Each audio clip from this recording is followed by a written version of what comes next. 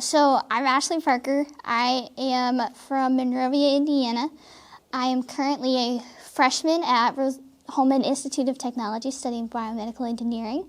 I have a bilateral hearing loss, and I've been diagnosed with it for 11 years now.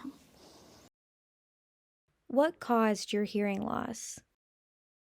Yeah, so I was born with a cleft palate, which is just a hole in the top of your mouth. And because of that, I had to have ear tubes put in to help with the drainage of my ears. And when I was 7, we went in for a regular hearing check, and we found out that because they were like T-shaped ear tubes, the flange at the top for both ears sliced my eardrums, which caused the conductive loss. What is one of your favorite hobbies? So in high school, my big one was band. I was in marching band for 6 years, and I sort of do that with pep band at college now. It's always interesting, especially because, everyone can't hear in that situation because, instruments are loud. But at the same time, it's worse for me. But, you figure out ways to work around it. Tuning my instrument was a big thing, and we just learned that I can't just tune with the rest of the group. I have to have an actual tuner on my music stand that I can look at to see where I'm at pitch-wise. And then I can kind of adjust based on the people right around me, but I can't just go off the entire group itself. What accommodations or adaptive equipment do you use? So equipment-wise, so when I started out, when I was first diagnosed with my hearing loss, I didn't have hearing aids. It was not at a level that I needed hearing aids yet. So I had, it might not be in here, a earpiece similar to my hearing aids that talked to my little Inspiro, and it just has a microphone that my teacher would clip onto their shirt, and they could wear it around their neck or clip it onto their waist and do it that way.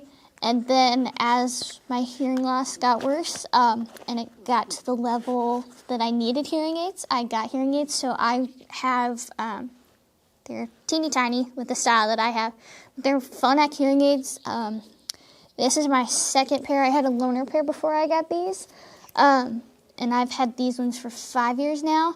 I also have a little pen, because once I got to middle school, before I was super confident in, living with my hearing loss, it was weird going up to my teachers and handing them this big clunky microphone, and I'd forget it and have to miss part of class to go back and get the microphone and all that stuff. So I got the Roger pen, which essentially I can sit it flat on my desk and it picks up everything, or the teacher can hold it with them and it only mics them. But it was a better solution in the fact that I can just keep it with me and it wouldn't be anything super big or super noticeable. So recently Phonak came out with the this little disc. It is the Focus, and so it has 6 microphones, and I can have it so it's set and using all of them and just picking which one, depending on where it hears the sound. Or I can also specify to only use certain microphones if I'm sitting in a classroom and the teacher is giving a lecture or anything like that.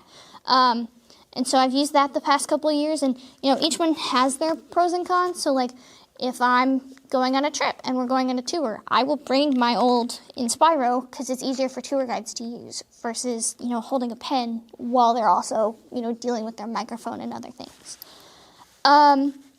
In terms of accommodations, I have access to a note taker if I need a note taker. I also have, make sure captioning is on all of the lecture videos or anything like that. What important things have you learned from having a disability? I think the biggest thing that I've learned is how to use my voice. and how to stick up for myself and other people, I've learned that, people are going to say things, and sometimes they don't mean it to be rude. Sometimes it's just because they don't know or they haven't been around what you're dealing with before, so they don't know how to react. And sometimes you have to be able to sort that from people just being mean. And for the people who truly just don't know, if they're willing to learn, you can tell them. You can tell them basic information that will help, them interact with you or other people in the future. And I think I've also learned that, there are just people that don't want to learn and could care less with what you're saying. And sometimes you just kind of have to roll with it and, constantly remind them, hey, I can't hear you when you do that. And, sometimes they just don't listen. It makes the scenarios where people do want to learn even better. I guess something else, too, would be that while I have hearing loss and my experience with hearing loss is different than someone else with hearing loss or someone with a different disability, everyone goes through hard times and everyone is dealing with certain things.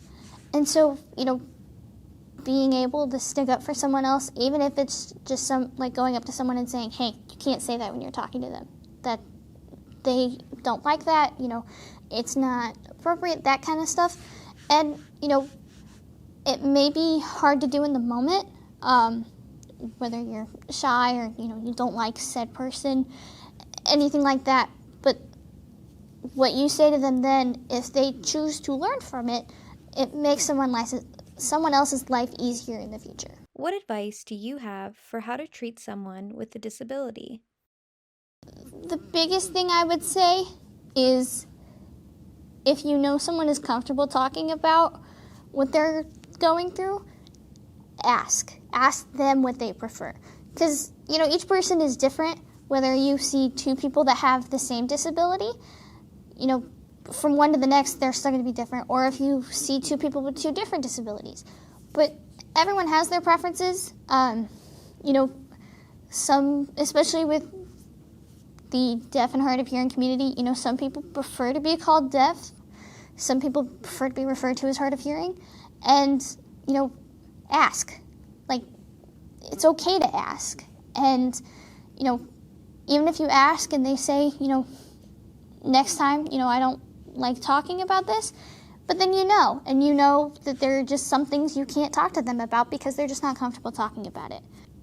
If you notice someone is being, left out of something, struggling with something, go over and help them. Go over and, ask them to come hang out with you. Or, if you're sitting at lunch and someone's sitting by themselves, go talk to them. Because, everyone's going through different things. And, sometimes you may just have someone that's, having a rough day. And, that happens to everybody, not just people with disabilities. And, being that person to go over and be like, hey, I can see you're struggling. What can I do to help? That can make somebody's day. Is there one thing that you want people to remember from this video? I guess the biggest thing, which when I give presentations in person, this is how I always end my presentation. I can do the same things you can do, I just have to do some of them differently.